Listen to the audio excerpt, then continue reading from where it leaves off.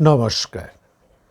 মহামতি অনন্তলালের অপার অনুগ্রহে ভারত কথার গ্রন্থিমোচনের 1036তম পর্বের আলোচনায় আপনাদের সবাইকে স্বাগত।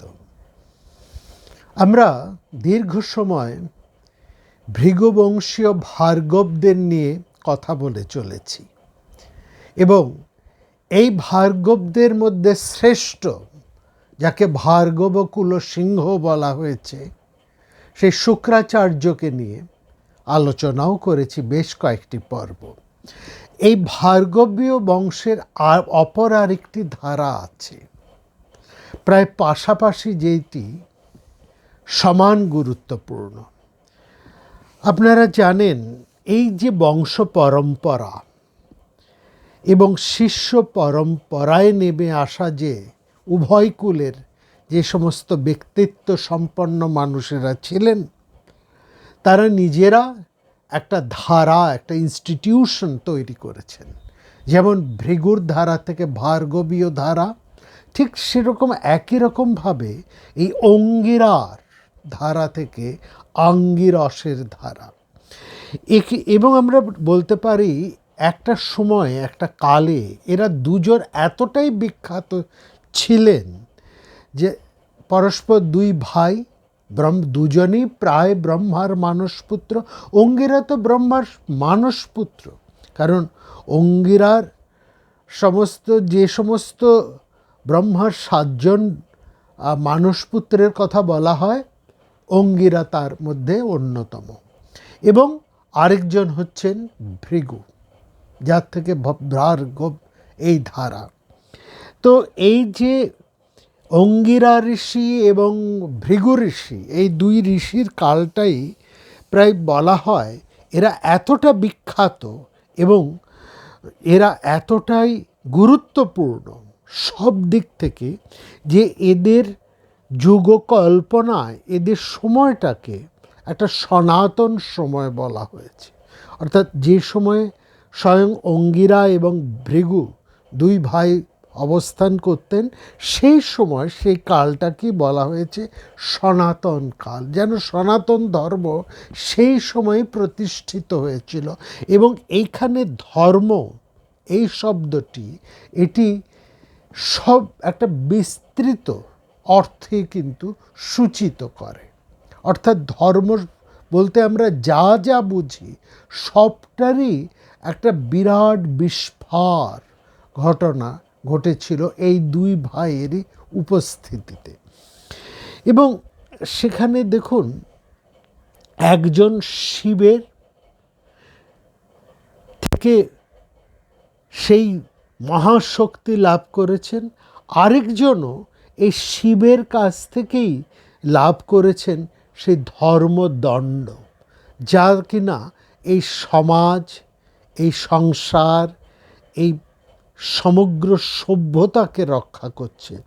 অর্থাৎ এবং এই যে একটা ধর্মদণ্ড, যা পরবর্তীকালে একটা সমস্ত সংসারে সর্বপ্রাণীর মধ্যে সর্বলোকে একটা ন্যায় স্থিতি করবে,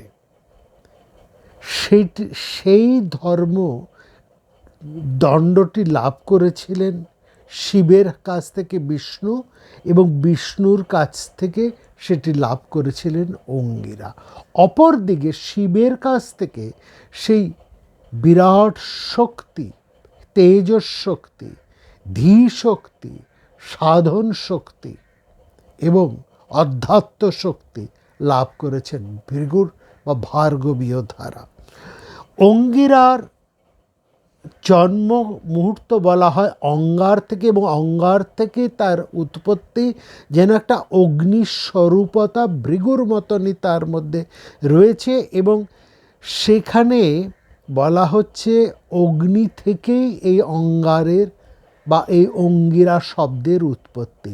অঙ্গারভ্যং অঙ্গিরা অভবৎ, অঙ্গারেভ্যঙ্গিরাস্তাত।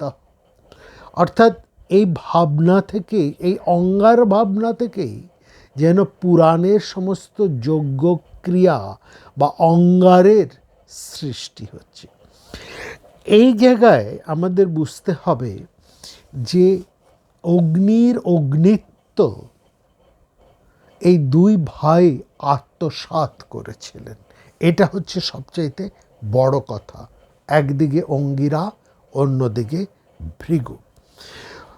ভৃগু জ্যেষ্ঠ, তারও জন্ম হচ্ছে সেই অগ্নি থেকে, এবং তার পরেই, ভৃগুর পরেই সেই যজ্ঞাগ্নি থেকে উঠে এসেছেন অঙ্গিরা। এই অর্থেই দুই পুত্রই, ভৃগু এবং অঙ্গিরা, উভয়ই হচ্ছেন অগ্নিজাত। আরেকটি কথা মনে রাখবেন, এই উভয় ঋষির গোত্রই কিন্তু হচ্ছে আগ্নেয় গোত্র। কেবল অঙ্গিরা ঋষির গোত্র যে আগ্নেয় গোত্র তা নয়, ভৃগু ঋষির গোত্রও আগ্নেয় গোত্র।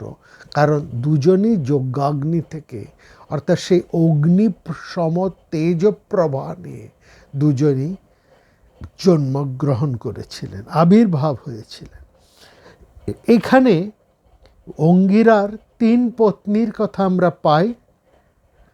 একজন হচ্ছে মরীচির কন্যা সুরমা, দ্বিতীয় জন কর্দম প্রজাপতির কন্যা সরাট, এবং তৃতীয় জন হচ্ছে মনুর কন্যা পত্থা।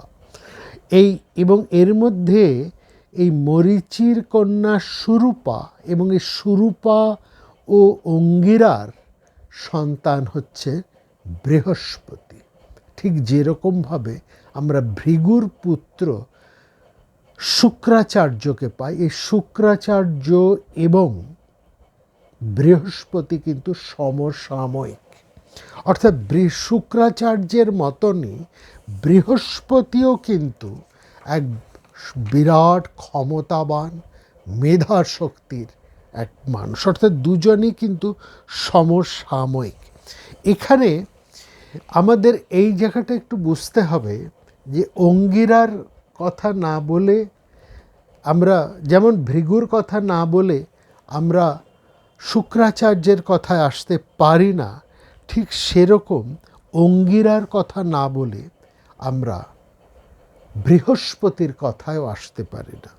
অঙ্গিরার জ্যেষ্ঠ পুত্র হচ্ছেন এই বৃহস্পতি, যিনি ভৃগুর পুত্র শুক্রাচার্যের মতোই ভারতীয় রাজনীতি শাস্ত্রের অন্যতম এক প্রবক্তা।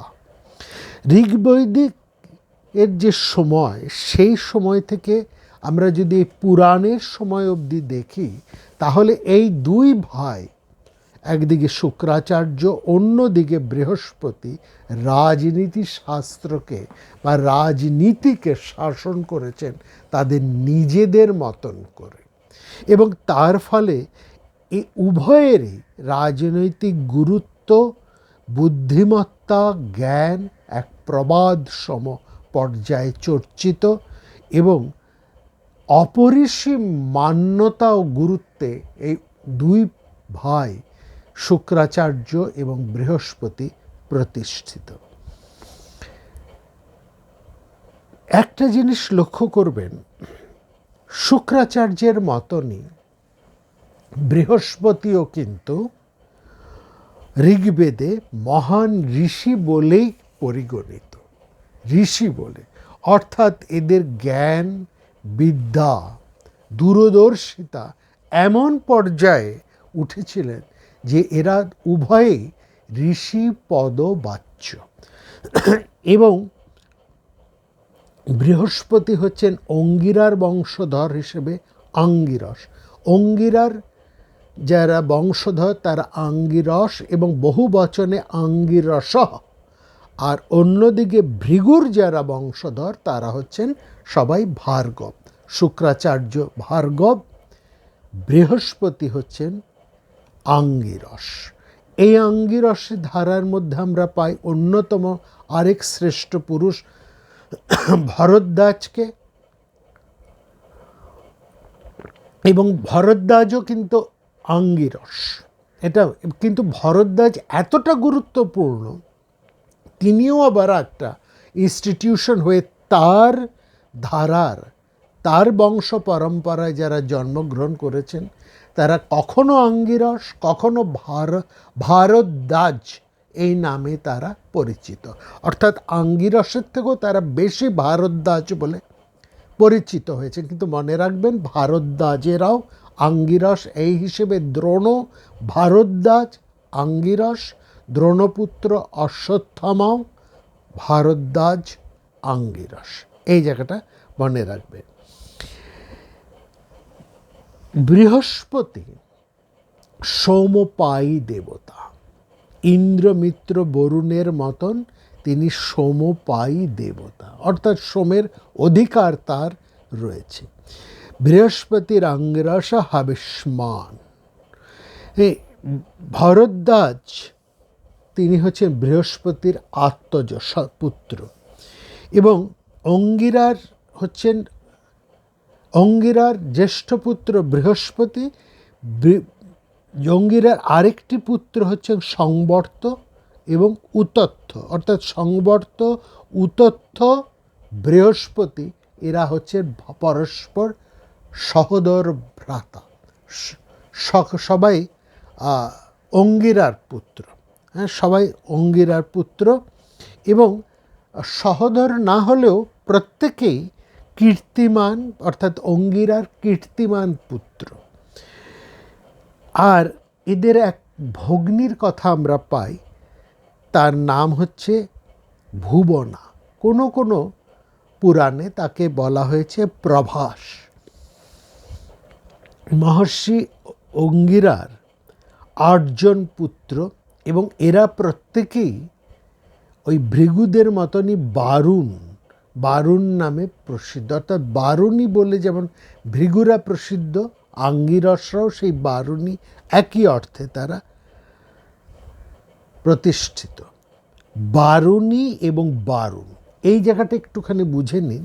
দুজনেই বরুণের গুণ ধারণ করেছে। যে অর্থে বরুণের গুণ, সেই বরুণ যে অর্থে আমরা ভৃগুর পুত্রদেরকে বারুণী বলে ব্যাখ্যা করেছিলাম, সে একই অর্থ, খালি পার্থক্য বোঝাবার জন্য ভৃগুর পুত্রদেরকে বারুণী আর অঙ্গিরার পরবর্তী পুত্রদেরকে বারুণ বলা হয়।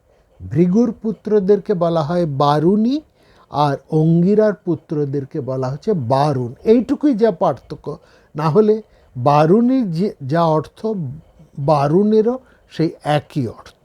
আমরা সেই ব্যাখ্যার মধ্যে আর যাব না। এবং এই বারুণীদের মধ্যে শ্রেষ্ঠ হচ্ছেন শুক্রাচার্য, আর বারুণদের মধ্যে শ্রেষ্ঠ হচ্ছেন বৃহস্পতি। বোঝা গেল? অঙ্গিরা নিজে ছিলেন অগ্নিস্বরূপ। তিনি অগ্নিদেবতার সমতুল্য মর্যাদায় প্রতিষ্ঠিত। তার পুত্র বৃহস্পতির উপরেও এই অগ্নিস্বরূপতা আরোপিত হয়েছে সেই ঋগ্বেদের সময়। অর্থাৎ ভৃগুর ধারায় শুক্রাচার্য যেমন গুরুত্বপূর্ণ, একই রকমভাবে গুরুত্বপূর্ণ কিন্তু বৃহস্পতি। লক্ষ্য করবেন, শুক্রাচার্যের উপর যা যা মর্যাদা, শুক্রাচার্য যে মর্যাদায় প্রতিষ্ঠিত, বৃহস্পতিও সেই একই মর্যাদায় প্রতিষ্ঠিত। এখানে একটা বৃহস্পতির একটা ব্যাখ্যা, বৃহস্পতি শব্দের একটা ব্যাখ্যা আমরা মহাভারতের মধ্যে পাই। অর্থাৎ এই ব্যাখ্যাটা যেন বৃহস্পতির গুণ বিশেষণকে বোঝাচ্ছে। মানে তার যে সুবিশাল কীর্তি, তার যে অপরিসীম তেজ, তার যে অনন্য জ্ঞান, তার চিন্তার শক্তি অর্থাৎ দূরদর্শিতা, তার মন্ত্রণা, তার বুদ্ধি এবং রাজনৈতিক প্রতিভা, এই সব কিছুই এই শ্লোকটির মধ্যে খুব চমৎকারভাবে মহাভারতে আমরা পাচ্ছি। বৃহৎ কীর্তি, বৃহৎ জ্যোতি, বৃহৎ ব্রহ্মা, বৃহন্মনা, বৃহন মন্ত্র, বৃহদদ্ভাস তথা রাজন বৃহস্পতি। বৃহস্পতিকে বলা হচ্ছে তার বৃহৎ কীর্তি, বৃহৎ জ্যোতি, তিনি বৃহৎ ব্রহ্মার মতন, তিনি বৃহন মনের দিক থেকেও তিনি বিশাল বড়। বৃহন মন্ত্র বৃহৎ উদ্ভাসস্তথা বৃহস্পতি সম্পর্কে বলা হচ্ছে। অজস্র মন্ত্রে, ঋগ্বেদের অজস্র মন্ত্রে বৃহস্পতিকে ব্রহ্মণস্পতিও বলা হয়েছে। ব্রহ্মণস্পতি মানে বৃহস্পতি হচ্ছেন এক বৃহৎ সত্তার অধিপতি, একটা বাংময় বিগ্রহ তাকে বলা হচ্ছে। এবং বৃহস্পতি হচ্ছে বাকের অধিষ্ঠাতা, হ্যাঁ, এবং অন্তরিক্ষে তিনি প্রাণীর অধিষ্ঠান স্বরূপ। এরকমভাবে বৃহস্পতির জ্ঞান, কীর্তি, তার যশ, তার মন্ত্রণা শক্তি, রাজনৈতিক দূরদর্শিতা, তার জ্ঞান, তার চিন্তা শক্তি, তার মহৎ কীর্তি এবং তেজ, একে মহাভারতে এবং অন্যান্য পুরাণে তথা ঋগ্বেদের মধ্যে তার স্তুতি করা হয়েছে এই হিসেবে। এবং সেখানে আমরা দেখা যাচ্ছে একটি ঋক মন্ত্র আছে, খুব গুরুত্বপূর্ণ সেই ঋক মন্ত্র। সেখানে যেমন ওই ঋগ্বেদের মধ্যে আমরা ভৃগুর প্রশংসা, শুক্রাচার্যের প্রশংসা, ভার্গবদের প্রশংসা পাই, ঠিক একই রকমভাবে সেখানে বৃহস্পতিরও প্রশংসা আছে। এবং বলা হচ্ছে তুমি দেবতাদের মধ্যে শ্রেষ্ঠতম গণপতি। বৃহস্পতি যেন একটা গণ, অর্থাৎ বৃহস্পতির একটা দল, একটা সমগ্র একটা গণ, এই গণের অধিপতি হচ্ছেন বৃহস্পতি। গণনাং তং গণপতি হবামহে। এবং বলা হচ্ছে তুমি তাদের মধ্যে শ্রেষ্ঠ, এবং যারা কবি তাদের মধ্যেও তুমি শ্রেষ্ঠ। কবিং কবিনামুপপ্রসাবততম। তারপরে বলা হয়েছে তুমি শ্রেষ্ঠ রাজস্বরূপ, কারণ তোমার মধ্যে সেই রাজশক্তি, রাজনীতির জ্ঞান রয়েছে। জ্যেষ্ঠ রাজং ব্রহ্মণং ব্রহ্মণস্পতে। এবং সমস্ত জ্ঞানী মানুষদের মধ্যে তুমি হচ্ছ শ্রেষ্ঠ জ্ঞানী। আহ ন শৃণ্যতি সিদ্ধ সাধনম। অর্থাৎ ব্রাহ্মণং স্পতে, এই জায়গাটা লক্ষ্য করুন। এখানে বলছেন ব্রহ্মণং মন্ত্রণং স্বামী। নীলকণ্ঠ সায়নাচার্য, টিকাকার সায়নাচার্য, তিনি বলছেন ব্রহ্মণং মন্ত্রণং স্বামী, অর্থাৎ এই মন্ত্র হচ্ছে জ্ঞান। যে জ্ঞান বৃহস্পতির বিশেষণ হিসেবেই ব্রহ্মণস্পতি বলে তাকে বর্ণনা করা হয়েছে, অর্থাৎ তিনি হচ্ছেন স্বয়ং জ্ঞান স্বরূপ। তাহলে এই একটা জায়গা আমরা বুঝতে পাচ্ছি, ভৃগু এবং অঙ্গিরা এবং তাদের পরবর্তী প্রজন্মের মধ্যে জ্ঞান, তপস্যা, তেজ এবং সেই সঙ্গে রাজনৈতিক দূরদৃষ্টি, আর সবচেয়ে বড় কথা এরা প্রত্যেকেই অগ্নিস্বরূপ। এতটাই এদের তেজ, এটাই হচ্ছে সবচাইতে বড় কথা। এবং বৃহস্পতি আরেকজন শ্রেষ্ঠ জ্ঞানী পুরুষ, ভৃগুর মতনই তিনি শ্রেষ্ঠ গুরু পুরুষ। এবং তার এই যে প্রজ্ঞা, বারবার এখানে আমরা লক্ষ্য করছি বৃহস্পতির প্রজ্ঞা।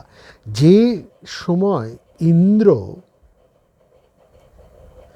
ইন্দ্রের সাথে যে কারণে ভৃগুর বিরোধ হয়েছিল, শুক্রাচার্যের বিরোধ হয়েছিল। ভৃগুপত্নী দিব্যা, যিনি শুক্রাচার্যের জননী, তাকে বধ করেছিলেন ইন্দ্র। এবং কেন বধ করেছিলেন, কি সেই কারণ, এটা আমরা বিস্তৃতভাবে 1034তম পর্বে আলোচনা করেছি। ঠিক এরকমই একটা সময় এই ঘটনার ফলে আমরা দেখলাম শুক্রাচার্য তিনি দেবপক্ষ ত্যাগ করে তিনি দৈত্যপক্ষে চলে এলেন। এই সময়টা দেবতারা অনাথ হয়ে পড়লেন। তখন তারা কি করলেন? তারা খুঁজলেন কে তাদের পুরোহিত হবেন, কে তাদের গুরু হবেন, গুরু রূপে কাকে বরণ করে, কারণ শুক্রাচার্য দেবপক্ষ ত্যাগ করেছেন। এরকমই একটা সময় তারা খোঁজ পেলেন বৃহস্পতির, এবং বৃহস্পতিকে তারা গুরু রূপে বরণ করলেন। অর্থাৎ আমরা দেখছি দেবতাদের হিত সাধনের জন্য বৃহস্পতি তার নিজের প্রজ্ঞা, রাজনৈতিক ক্ষুরোধার বুদ্ধি এবং তার মেধাকে বিশেষভাবে ব্যবহার করেছিলেন। সুতরাং এই বৃহস্পতির মেধা, তার ধীশক্তি এতটাই যে একজন সংসারিক যিনি জ্ঞানী, তিনিও নিজেকে বৃহস্পতির মতনই ভাবেন, বা বৃহস্পতির সাথে নিজেকে তুলনা করেন, কিংবা বৃহস্পতিকে গুরু রূপে বরণ করেন। অর্থাৎ নিজের ক্ষমতায় তিনি স্বর্গ, মর্ত, পাতাল কালের সমস্ত জ্ঞান ও রাশিকে আত্মস্থ করতে সমর্থ হয়েছিলেন। এবং সেখানে আমরা দেখছি, বিশেষ করে ঐতরেয় এবং শতপথ ব্রাহ্মণে আমরা বিশেষ করে লক্ষ্য করছি বৃহস্পতির পৌরোহিত্য ভাবনা। অর্থাৎ যজ্ঞীয় ভাবনার মধ্যে বৃহস্পতির যে আধিপত্য রয়েছে এবং তার যে পৌরোহিত্যের যে অশেষ গুণাবলীর কথা সেখানে রয়েছে, এইগুলো আমরা বিশেষ করে ঐতরেয় ব্রাহ্মণ এবং শতপথ ব্রাহ্মণের মধ্যে দেখি। এবং অনেক জায়গাতে মহাভারতের আমরা বহু স্থানে দেখেছি বৃহস্পতি তিনি অনেক বিখ্যাত রাজাদের, যেমন পুরুরবার মতন যিনি শ্রেষ্ঠ রাজর্ষি, তার যজ্ঞেও ঋত্বিকের ভূমিকায় আমরা বৃহস্পতিকে দেখি। এবং মহাভারতে তথা অন্যান্য পুরাণে বিভিন্ন জাতকর্মে, উপনয়ন সংস্কারে, যজ্ঞকর্মে তাকে আমরা ঋত্বিকের ভূমিকায়, পুরোহিতের ভূমিকায় আমরা সেখানে দেখাচ্ছি। এবং সেখানে দেখা যাচ্ছে বৃহস্পতি তিনি স্বয়ং স্কন্দ কার্তিকেরও তারও জাতকর্ম করিয়েছিলেন। এবং মৎস্য পুরাণ বলছে বামন অবতারে স্কন্দ কার্তিকের জন্ম পর তিনি তাকে তার যাজ্ঞিক ক্রিয়া, অর্থাৎ যজ্ঞোপবীত যে ক্রিয়া, এই ক্রিয়াটিও সম্পন্ন করেছে, অর্থাৎ উপনয়ন সংস্কারটিও তিনি করিয়েছিলেন। বৃহস্পতির পৌরোহিত্য নিয়ে কিন্তু প্রচুর কথা বলা যায়। তার রাজনৈতিক কূটবুদ্ধি অসম্ভব, এবং তিনি দেবতাদেরকে নানাভাবে সাহায্য করেছেন। এবং সেখানে এটাও দেখা গেছে যে বৃহস্পতিও কিন্তু যুদ্ধক্ষেত্রে অবতীর্ণ হয়েছে ভৃগুর মতনই, শুক্রাচার্যের মতনই। তিনিও যুদ্ধক্ষেত্রে উপস্থিত হয়েছেন, এবং শুধু তাই নয়, তিনি যুদ্ধক্ষেত্রে উপস্থিত হয়ে তিনি যুদ্ধ আদি কর্মও করেছেন, এটাও দেখা যায়। অর্থাৎ ভার্গবদের মতন বৃহস্পতিও কিন্তু ভালো যুদ্ধের রণনীতি সেটা তিনি ভালো মতনই জানতেন। এবং এইখানে আমরা আরেকটা জিনিস দেখছি, বৃহস্পতি তার জ্যেষ্ঠ ভাই শুক্রাচার্য, অর্থাৎ শুক্রাচার্য যেমন ভৃগু অঙ্গিরার থেকে বড় ছিলেন, ঠিক সেরকম শুক্রাচার্য বৃহস্পতির থেকে বড় ছিলেন। শুক্রাচার্য হচ্ছে ভার্গব ধারা, আর বৃহস্পতি হচ্ছেন অঙ্গিরা বা আঙ্গিরস ধারার। কিন্তু শুক্রাচার্য ছিলেন বড়, যেমন ভৃগু বড় ছিলেন, অঙ্গিরা ছোট ছিলেন, ঠিক সেই রকম শুক্রাচার্যের ধারায়, ভৃগুর ধারায় শুক্রাচার্য ছিলেন জ্যেষ্ঠ, আর অঙ্গিরা ধারায় এই বৃহস্পতি ছিলেন কনিষ্ঠ। এই এবং সেখানে আমরা দেখছি বৃহস্পতি কিন্তু তার জ্যেষ্ঠ ভ্রাতা উষণা শুক্রাচার্যের কাছে গিয়ে বায়ুপুরাণ শিক্ষা লাভ করেছিলেন। এবং আরেকটা জিনিস আমরা এখানে দেখি, যেখানে তার যা কিছু জানার যেখানে প্রয়োজন হয়, তিনি যেখানে পাঠ গ্রহণ করতেছে, যে বিষয়টি তার আগ্রহ, যে বিষয়টি তিনি জানেন না, সেরকম কোনো মানুষকে পেলে বৃহস্পতি, এমন সেই মানুষটি যদি তার ছাত্রও হয়, তাহলেও বৃহস্পতি তার কাছে গিয়ে জ্ঞান লাভ করতে এতটুকু ইতস্তত করতেন না। এইটা হচ্ছে একটা বিশেষ গুণ ছিল বৃহস্পতির মধ্যে।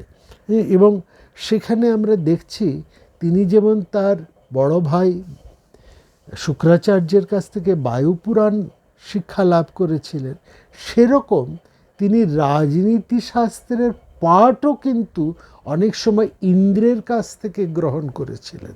এই জায়গাটায় আমরা একটু আপনাদেরকে বলবো, এই জায়গাটা একটু। এবং এর কারণটা কি, মানে বৃহস্পতি সর্বশাস্ত্র বিশারদ হলেও রাজনীতি শাস্ত্রে তার পারদর্শিতা এবং পাণ্ডিত্য ছিল সবচাইতে বেশি, এবং তার পরিচিতিও কিন্তু এই ক্ষেত্রে প্রাচীন কাল থেকে রাজনীতি শাস্ত্রের যে ধারা, সেই ধারার এবং সেই ধারাকে আরও তীক্ষ্ণ করে দেওয়ার ক্ষেত্রে তার ভূমিকা অসামান্য। মহাভারতের শান্তি পর্বে দণ্ডনীতি বা রাজনীতি শাস্ত্রের উৎপত্তি এবং তার বিবর্তন, এই বিষয় নিয়ে অনেক আলোচনা করা হয়েছে। সেইখানে বলা হচ্ছে যে ব্রহ্মা তিনি প্রথম 1,00,000 অধ্যায় যুক্ত সুবিশাল দণ্ডনীতি শাস্ত্র রচনা করেছে। এটি হচ্ছে একটা সামাজিক শাস্ত্র, আইন, সামাজিক আইন। দেবতাদের মধ্যে সেই বিশাল গ্রন্থ কে ধারণ করবে, কে এত বড় গ্রন্থ পড়বে? সুতরাং মহাদেব সেই গ্রন্থটিকে ধারণ করলেন, আত্মস্থ করলেন, এবং সেই গ্রন্থটিকে তিনি সংক্ষিপ্ত করলেন 10,000 অধ্যায়। এবং সেটি মহাদেবের নাম অনুসারে সেটি হলো বিশালাক্ষতন্ত্র। বিশালাক্ষতন্ত্র, ঠিক আছে? এটা মহাদেব এটিকে তিনি সেই বিশাল বৃহৎ গ্রন্থকে 1,00,000 অধ্যায়কে তিনি নামিয়ে নিয়ে এলেন 10,000 অধ্যায়। তারপরে মহাদেবের কাছ থেকে এই বিদ্যা শিক্ষা করলেন ইন্দ্র, এবং তিনি সেটিকে অর্ধেক করলেন, অর্থাৎ 10,000 থেকে তিনি সেটিকে নামিয়ে আনলেন এবার 5,000। 1,00,000 থেকে 10,000, 10,000 থেকে সেটি নেমে এলো ইন্দ্রের মাধ্যমে 5,000 অধ্যায়। এখানে এই গ্রন্থটির নাম তখন পরিবর্তিত হয়ে গেল বাহুদন্তক তন্ত্র, অর্থাৎ ইন্দ্রের অপর ছদ্মনাম বাহুদন্ততন্ত্র। সেই থেকে বাহুদন্তক, সেই নাম থেকে এই গ্রন্থটির নাম হয়ে গেল বাহুদন্তক তন্ত্র। তারপরে ইন্দ্রের কাছ থেকে এই পাঠ গ্রহণ করলেন বৃহস্পতি, এবং তিনি তাকে আরও সংক্ষিপ্ত করলেন 3,000 অধ্যায়। এখানে দেখছেন রাজনীতি শাস্ত্রের চরম প্রবক্তা হয়েও, অন্যতম শ্রেষ্ঠ প্রবক্তা হয়েও তিনি ইন্দ্রের কাছ থেকে পাঠ গ্রহণ করছেন। এই যে কথাটা আমরা বলতে চেয়েছি, যে এটি হচ্ছে বৃহস্পতি চরিত্রের একটা অন্যতম ভালো দিক, শ্রেষ্ঠ দিক, যেখানে তিনি ইন্দ্রের পরামর্শদাতা, দেবরাজ ইন্দ্রের পরামর্শদাতা, দেবরাজ ইন্দ্রের গুরু এবং দেবকুলের তিনি পুরোহিত। কিন্তু প্রয়োজনে তিনি তার ছাত্রের কাছ থেকেও পাঠ গ্রহণে কোনো মাত্র সংকোচ করতেন না। আর এটাই হচ্ছে যে জ্ঞান যার কাছে আছে তার কাছ থেকে যে কেউই গ্রহণ করতে পারে। এখানে ছোট বড় উচ্চ নীচ ধনী নির্ধন কোনো বংশের মান মর্যাদা এইসবগুলো কোনো প্রশ্নই নেই। জ্ঞান যার কাছে আছে তিনি হচ্ছেন শ্রেষ্ঠ, এবং যার কাছে নেই তিনি ওই শ্রেষ্ঠ মানুষটির কাছে থেকে সেই জ্ঞানটিকে আহরণ করবেন শিষ্যের মতো। ঠিক এটাও আমরা বৃহস্পতির এখানে আমরা দেখছি। কিন্তু এই জায়গায় আমরা দেখছি, দেখুন এই জায়গাটা যে আমরা আলোচনা করলাম, এই জায়গাটাকে একটু লক্ষ্য করুন। দেখলাম যে প্রথম এই রাজনীতির শাস্ত্রের, অর্থাৎ সমাজে একটা শৃঙ্খলা প্রতিষ্ঠা করার জন্য সেখানে প্রজাপতি ব্রহ্মা 1,00,000 অধ্যায়যুক্ত দণ্ডনীতি শাস্ত্র রচনা করেন। সেই 1,000 অধ্যায়কে, সেই ব্রহ্মার 1,00,000 অধ্যায়কে, 1,000 না, ব্রহ্মার 1,00,000 অধ্যায় বিশিষ্ট সেই দণ্ডনীতি শাস্ত্রকে দেবাদিদেব মহাদেব তাকে নাবিয়ে আনলেন 10,000-এ। তারপরে আমরা দেখলাম সেখানে ইন্দ্র সেই 10,000 অধ্যায়কে তিনি নাবিয়ে নিয়ে এলেন 5,000-এ, এবং তারপরে ইন্দ্রের কাছ থেকে সেটি বৃহস্পতি নাবিয়ে নিয়ে এলেন 3,000। অর্থাৎ যত এটাকে অধ্যায়কে কমানো যাচ্ছে, কমানো সম্ভব হচ্ছে, তাকে যতখানি আরও সারভূত করে তাকে অধ্যায়ের সংখ্যার থেকে কমিয়ে তাকে একটা আঁটো রূপ হিসেবে আনতে পারছে, এর উপর নির্ভর করে যিনি করছেন তার মুন্সিয়ানা। অর্থাৎ আমরা বলতে পারি ব্রহ্মার থেকে এই বিষয়ে অনেক অভিজ্ঞ হচ্ছেন মহাদেব। তা যেহেতু, এবং তার এই গ্রন্থটির নাম ছিল বিশালাক্ষ তন্ত্র, ঠিক আছে। তো সেখানে তারপরে মহাদেব থেকে সেটি নেবে এলো 3,000-এ, সেটি করলেন দেবরাজ ইন্দ্র। 5,000 অধ্যায়, 3,000 না, 5,000 অধ্যায় সেটা করলেন দেবরাজ ইন্দ্র।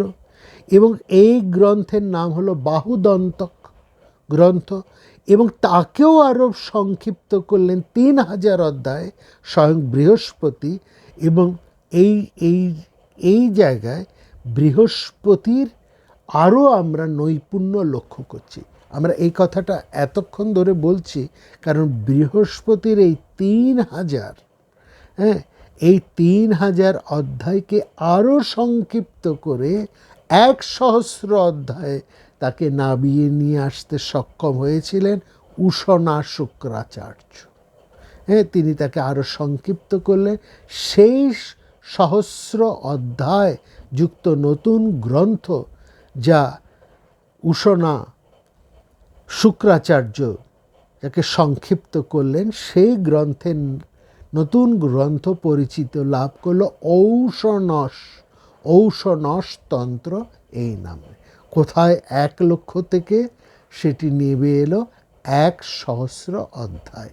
শুরু করেছিলেন ব্রহ্মা, পরবর্তী সময়ে দেখছি যে আরও বেশি ক্ষমতাবান পুরুষেরা তারা এটাকে আরও সংক্ষিপ্ত করে, কোয়েনসাইড করে, তার জেস্টটা করে তাকে আরও চমৎকারভাবে তুলে নিয়ে এলেন। এবং এই ধারা ব্রহ্মার থেকে শিব থেকে সেটা এলো ইন্দ্রের কাছে, ইন্দ্রের কাছ থেকে বৃহস্পতি, এইখানে দাঁড়ালো 1,00,000 থেকে 3,000।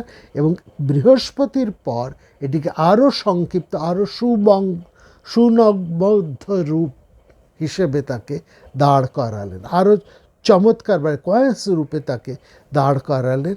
সেটি করলেন ভার্গব শুক্রাচার্য বা শুক্রাচার্য উষণা, এবং তার গ্রন্থটির নাম হলো ঔষণস গ্রন্থ। এখানে আমরা বৃহস্পতির যে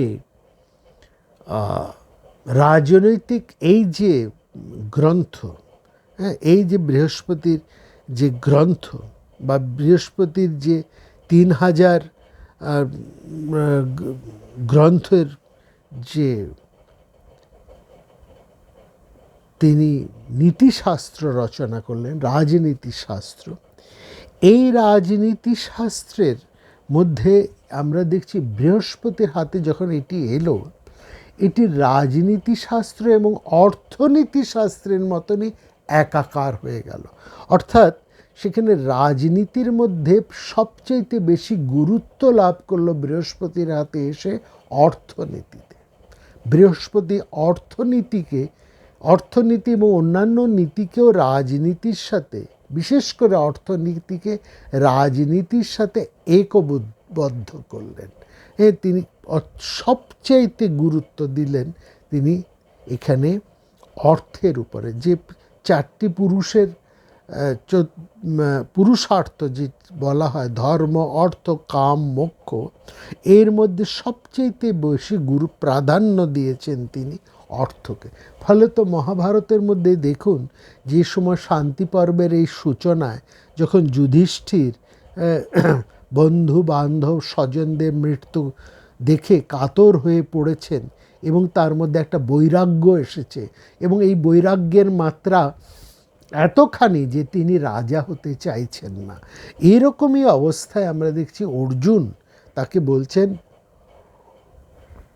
মহারাজ, যে যার অর্থ সম্পদ আছে তারই বন্ধু আছে। বন্ধু না থাকলেও অর্থবান মানুষ বন্ধু সংগ্রহ করতে পারে অর্থের জোরে।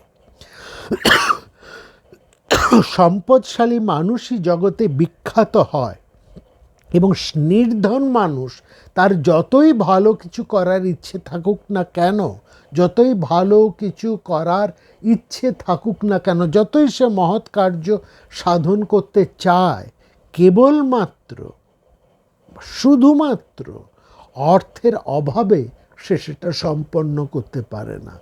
মানুষ যেমন হাতির সাহায্যে অন্য হাতিকে বশীভূত করে, সেরকম অর্থের দিয়েই সমস্ত প্রয়োজন সিদ্ধ করা সম্ভব। অর্থৈর অর্থা নিবন্ধন্তে গজৈরিব মহাগজা।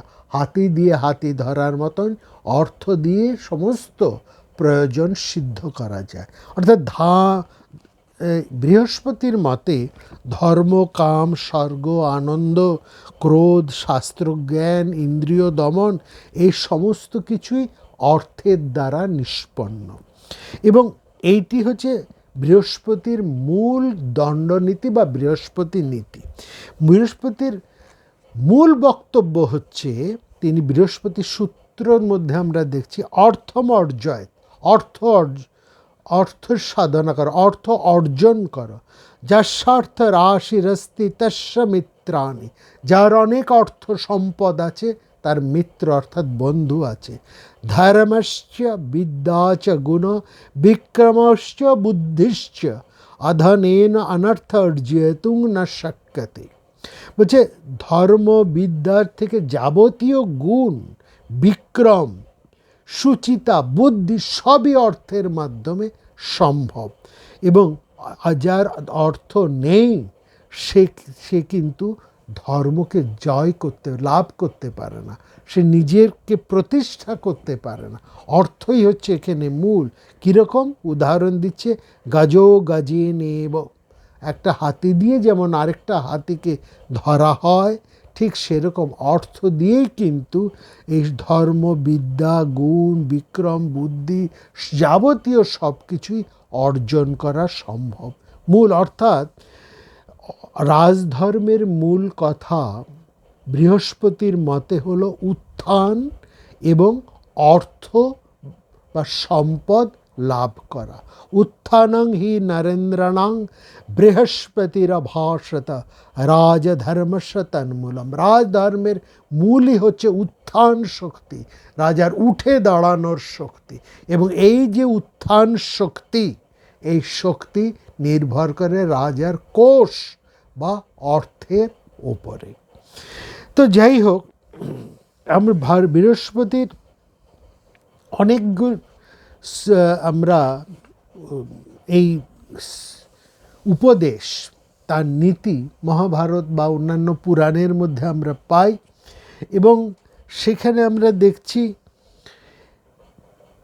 বৃহস্পতি কিন্তু অনেকটা সরাসরি, মানে তিনি কিন্তু শুক্রাচার্যের মতন অতটা কি বলবো বৃহৎ হৃদয়ের বা বৃহৎ ভাবের অধিকারী নয়। তিনি অনেক শঠ লোক, তিনি ক্ষুরধার বুদ্ধি এবং শঠতা তার মধ্যে প্রচুর পরিমাণে রেখেছে।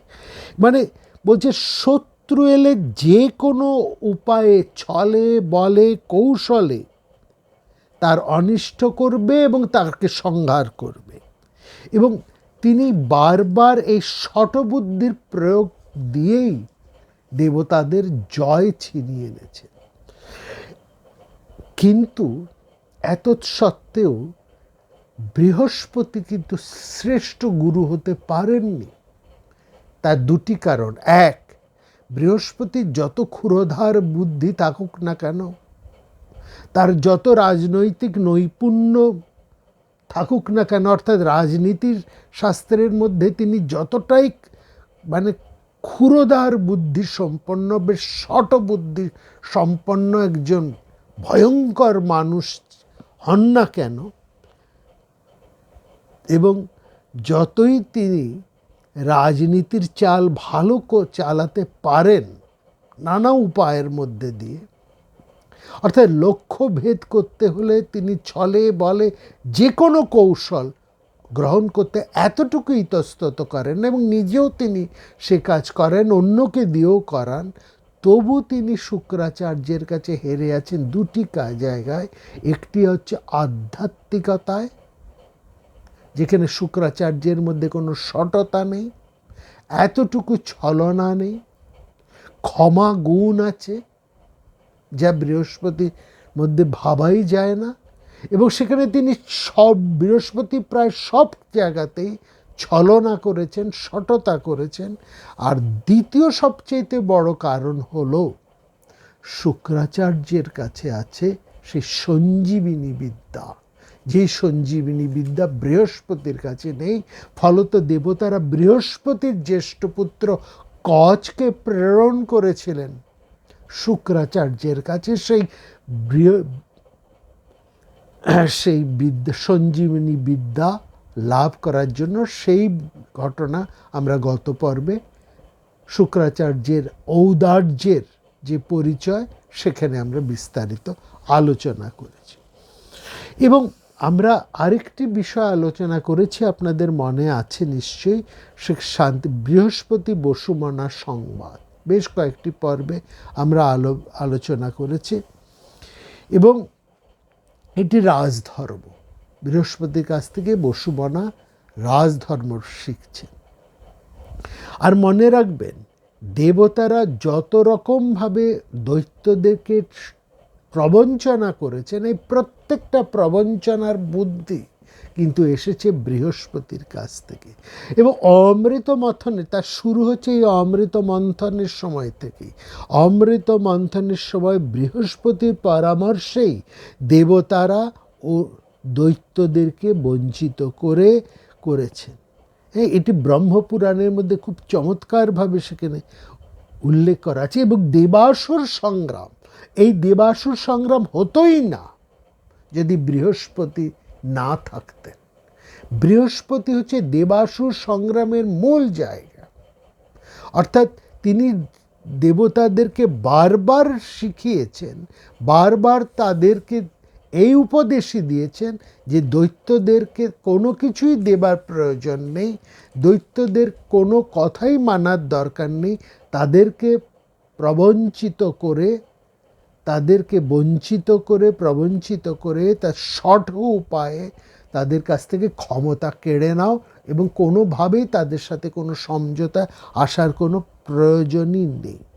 এবং সেখানে বলেছেন যে সাম দাম ভেদ কোনো নীতি দৈত্যদের সঙ্গে যুদ্ধে নেবার কোনো প্রয়োজন নেই। একমাত্র একটি নীতি তোমরা তোমাদের এই জ্ঞাতিদের উপর প্রয়োগ করবে, সেটি হচ্ছে দণ্ড বা ভেদের নীতি, দণ্ডের নীতি। অর্থাৎ তোমরা কেবলমাত্র যুদ্ধ করবে ওষুধদের বিরুদ্ধে এবং ওষুধদেরকে বধ ভিন্ন আর তোমাদের অন্য কোনো কাজ নেই। তাদের সাথে সাম দান ভেদ, তাদের ক্ষমা, এসব কোনো প্রশ্নই আসে না, এতটাই ছিলেন। বৃহস্পতি যে রাজনীতি শাস্ত্র, সে রাজনীতি শাস্ত্রের সুপণ্ডিত ছিলেন। শুক্রাচার্যের রাজনীতি শাস্ত্রবিদ্যা মতনই বৃহস্পতি নীতিবিদ্যায়ও পারদর্শী ছিলেন মহামতি ভীষ্ম। একথা তো আমরা আগেও বারবার বর্ণনা করেছি। তাকে যুদ্ধনীতি, যুদ্ধ যেহেতু বৃহস্পতির অন্যতম একটা ভালো লাগার জায়গা, তিনি পছন্দ করতেন যুদ্ধ করা, অনেকটা যুদ্ধবাজ বলা যায়। এবং সেক্ষেত্রে তিনি যুদ্ধনীতি নিপুণভাবে নিরূপণ করতেন, অর্থাৎ তিনি ব্যূহ রচনাতেও ছিলেন নিপুণ। ঋগ্বেদের মধ্যে একটা বর্ণনা আছে, ঋগ্বেদের 2য় মণ্ডলের 24 থেকে খুব সম্ভব দেখে নেবেন। সেখানে বলা হচ্ছে তিনি যুদ্ধ করছেন রথে চড়ে, অস্ত্রশস্ত্র নিয়ে। কিন্তু বৃহস্পতি একমাত্র আঙ্গিরসদের মতন একটি চরিত্র, যিনি যুদ্ধ করছেন বা যুদ্ধ নীতি জানেন, সরাসরি যুদ্ধে অংশগ্রহণ করছেন। না হলে আঙ্গিরসদের মধ্যে আর কেউ এত বড় যোদ্ধা ছিলেন না যতটা ছিলেন ভার্গবেরা। হ্যাঁ, সেখানে ভরদ্বাজেরা আছেন, ভরদ্বাজ গোত্রীয় ব্রাহ্মণেরা আছেন, তারাও যুদ্ধবিদ্যা জানেন, তারা যুদ্ধের কলা কৌশল জানেন, কিন্তু তবু আমরা বলবো ভার্গবদের মতন না। কারণ ভার্গব পরশুরামের মতন এত বড় যোদ্ধা আঙ্গিরসদের মধ্যে একজনও জন্মগ্রহণ করেননি। এবং বৃহস্পতি থেকেও, বৃহস্পতি যত বড়ই নীতি বিষয়ক প্রধান হন না কেন, তত তিনি যুদ্ধের নীতি নিরূপণে তিনি শ্রেষ্ঠ পুরুষ হন না কেন, তিনি কিন্তু পরশুরামের মতন এত বড় সশস্ত্র যুদ্ধ করতে সমর্থ ছিলেন না বা করেননি, তার কোনো পরিচয় আমরা সেখানে দেখি না। এখানে ঋষি হয়ে শাস্ত্র ধারণ করবেন, এই ভাবনাটা কিন্তু ভার্গবদের মধ্যে থেকে এসেছে। এবং সেখানে আমরা তার বিবরণ বহুবার আপনাদেরকে দিয়েছি এবং সেটা অন্যান্য পুরাণে আছে। কেবলমাত্র একটি জায়গায় উল্লেখ আছে, সেখানে বৃহস্পতিকে এরকমই গুণে গুণান্বিত করা হয়েছেন, যিনি ব্রাহ্মণ হয়েও অস্ত্র ধারণ করে ভার্গবদের মতন যুদ্ধ করছেন। এবং সেখানে ঋগ্বেদের মধ্যে বলা হচ্ছে, বৃহস্পতি তুমি রাক্ষসদের বধ করতে করতে এবং শত্রুদের পীড়া দিতে দিতে এগিয়ে গিয়ে শত্রু সেনাদের ধ্বংস করো, বিপক্ষের যোদ্ধাদের বধ করো, তুমি জয়ী হও এবং আমাদের রক্ষা করো, আমাদের ধন সম্পদ রক্ষা করো, আমাদের ঘোড়া গাভীর পশু সম্পদকে রক্ষা করো এবং আমাদের হ্রদগুলোকেও রক্ষা করো, সেই সঙ্গে আমাদের সমস্ত মানুষদের। এইটা আমরা ঋগ্বেদের মধ্যে পাচ্ছি। তো বৃহস্পতির সবচাইতে বড় গুণ যেটা, সেটা হচ্ছে তিনি ভালো ব্যূহ রচনা করতে পারতেন, যুদ্ধের ও সেনা ব্যূহ রচনা, যেটা দ্রোণাচার্যের মধ্যে পরবর্তী সময়ে সংক্রামিত হয়েছে। দ্রোণাচার্য যে গুণের উত্তরাধিকারী, এই গুণটা বিশেষভাবে ছিল কিন্তু বৃহস্পতির মধ্যে, ব্যূহ রচনা। তার মতন ভালো ব্যূহ রচনা কিন্তু শুক্রাচার্য পারতেন না। কিন্তু ওই যে শুক্রাচার্যের মধ্যে কাছে ছিল সঞ্জীবনী বিদ্যা, শুক্রাচার্যের কাছে ছিল ধৈর্য, শুক্রাচার্যের কাছে ছিল ক্ষমা শক্তি, শুক্রাচার্যের কাছে ছিল অধ্যাত্ম শক্তি। এই কারণে শুক্রাচার্য বারবার বৃহস্পতিকে ছাপিয়ে গিয়েছে। বৃহস্পতির বুদ্ধি, জ্ঞান, যেমন একটা প্রবাদে পর্যায়ে গেছে, এটা যেমন ঠিক, সেই রকমই শুক্রাচার্যের সাথে তার শত্রুতাও কিন্তু প্রবাদ পর্যায়ে গেছে। এইখানে আমরা বলবো যে সমস্ত পুরাণের মধ্যে থেকে আমরা এই দুই ভাইয়ের মধ্যে, দুই জ্ঞাতি ভাইয়ের মধ্যে যে একটা শত্রুতার যে ভয়ঙ্কর পরিচয় আমরা পাই, এইটাই কিন্তু সংক্রামিত হয়েছে দেবতা এবং দৈত্যদের মধ্যে। অর্থাৎ দেবতাদের গুরু বৃহস্পতি, তিনি দেবতাদেরকে বারবার প্ররোচিত করেছেন, তাদেরকে যুদ্ধে লেলিয়ে দিয়েছেন দৈত্যদের বিরুদ্ধে, এবং বলেছেন দৈত্যদের সাথে কোনো রকম সমঝোতা নেই, কোনো কিছু দেবার তাদের প্রয়োজন নেই, তাদের সাথে শুধু সটতা করো আর প্রবঞ্চিত করো, এই বুদ্ধি দেব, এবং এইভাবেই তোমরা সমৃদ্ধ হও, সমস্ত শক্তি তোমরা একচ্ছত্রভাবে নিজেরা আত্মীকরণ করো। এই বিদ্যাই কিন্তু শিখিয়ে গেছেন বৃহস্পতি। ফলত মহাজ্ঞানী ভার্গব শুক্রাচার্য তিনি বাধ্য হয়েছেন দৈত্যদেরকে রক্ষা করার জন্য। এই রক্ষা করার ক্ষেত্রে তার যে বলেছি, তার সে আত্মগুণ এবং তার সঞ্জীবিনী বিদ্যাই হচ্ছে তার প্রভাব। অর্থাৎ কবি হিসেবে যেমন শুক্রাচার্যকে আমরা জানি কাব্য কবি, সেরকম বৃহস্পতিকে বলা হতো জীব। জীব হচ্ছে বৃহস্পতির আরেক নাম, এবং সেখানে আমরা তাকে দেখছি যে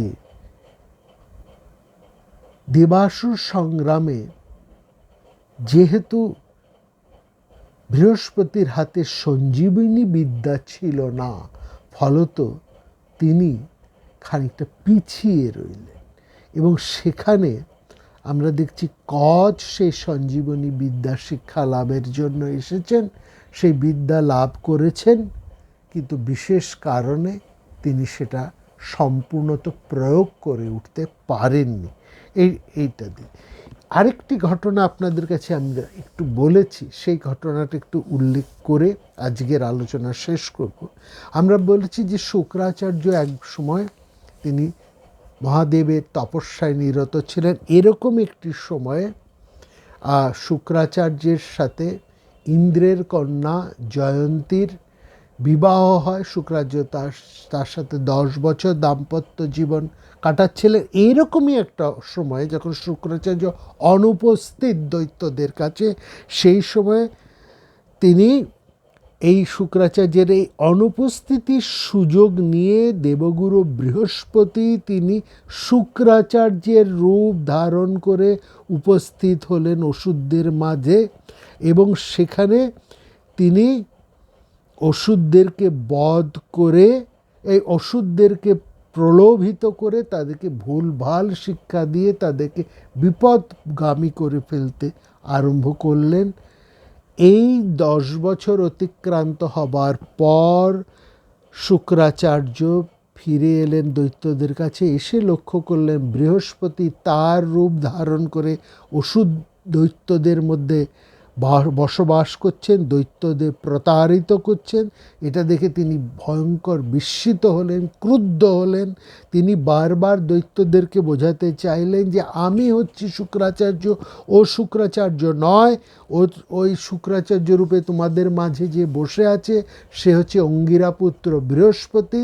কিন্তু দৈত্যরা বৃহস্পতির মায়ায় এতটা আবদ্ধ, বৃহস্পতি তাদের এতটা, যাকে বলতে পারে ওই মানে মস্তিষ্ক একেবারে বিভ্রম ঘটিয়ে দিয়েছে, হ্যাঁ, যে যার ফলে তারা শুক্রাচার্যকেই, আসল শুক্রাচার্যকেই তারা অপমান করে তাড়িয়ে দিল, এবং বৃহস্পতিকেই মানে শুক্রাচার্য রূপী বৃহস্পতিকেই তারা গুরু বলে ধরে রাখল। অর্থাৎ শুক্রাচার্য বৃহস্পতি সমস্ত দৈত্যদের একেবারে ব্রেইন একেবারে সাফ করে রেখেছেন, হ্যাঁ, যেটা হচ্ছে, এবং সেখানে দৈত্যরা তাদের নিজেদের গুরুকেই চিনতে পারলেন না।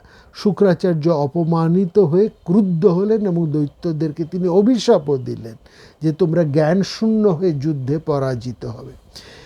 এই অভিশাপ শুনে বৃহস্পতি খুব মনে মনে খুব খুশি হলেন, কারণ তিনি তো তাই চাইছিলেন, তার গুরুর কাছ থেকে শিষ্যদেরকে আলাদা করে ফেলতে চাইছিলেন।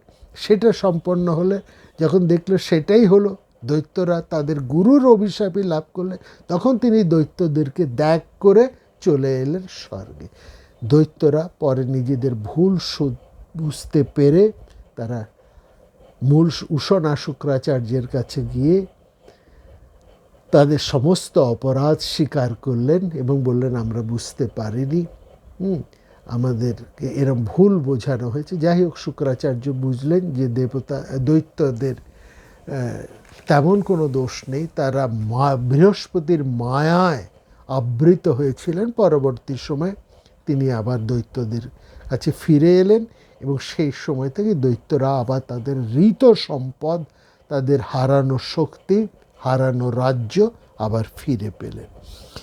তো দেবতাদের হিতের জন্য বৃহস্পতি প্রচুর কাজ করেছেন, এই ব্যাপারে কোনো সন্দেহ নেই, কিন্তু প্রত্যেকটি ক্ষেত্রেই তিনি কিন্তু সততার আশ্রয় নিতেন। শুধু কি এই ক্ষেত্রে? বৃহস্পতি নিজের ব্যক্তিগত চরিত্রটাই বা কেমন, সেটাও একটু দেখার। আমরা আগামী পর্বে সে কথায় আসব। অর্থাৎ এটা ঠিক, বৃহস্পতির কারণেই যেন দেবতাদের মধ্যে এই সততার ব্যাপারগুলো চলে এসেছে, যেটা বিশেষ করে প্রহ্লাদ, অভিমানী প্রহ্লাদ, দৈত্যকুলের সর্বশ্রেষ্ঠ রাজা, সর্বশ্রেষ্ঠ পুরুষও বটে, তিনি অভিমান ভরে তিনি কিন্তু ভগবতীর কাছে এই কথাগুলো বলেছিলেন, যেটা আমরা দেবী ভাগবত থেকে যা আপনাদের কাছে আলোচনা করেছি। অর্থাৎ বৃহস্পতি তার নিজের যেমন চরিত্র, সেই চরিত্রের ধারা তার বিদ্যা শিক্ষা দানের মধ্যেও আমরা লক্ষ্য করি, সেইটাই সেখানে চলে এসেছে। এবং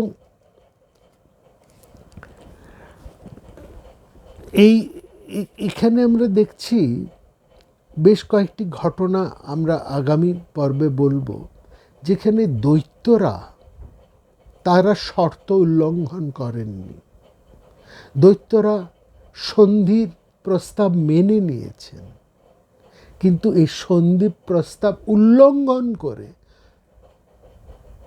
তাদের অসতর্কতার মধ্যে এসে বৃহস্পতির প্ররোচনায় দেবতারা দৈত্যদেরকে বধ করে তাদের সিংহাসন ছিনিয়ে নেয়। এইরকম বুদ্ধি এসেছে।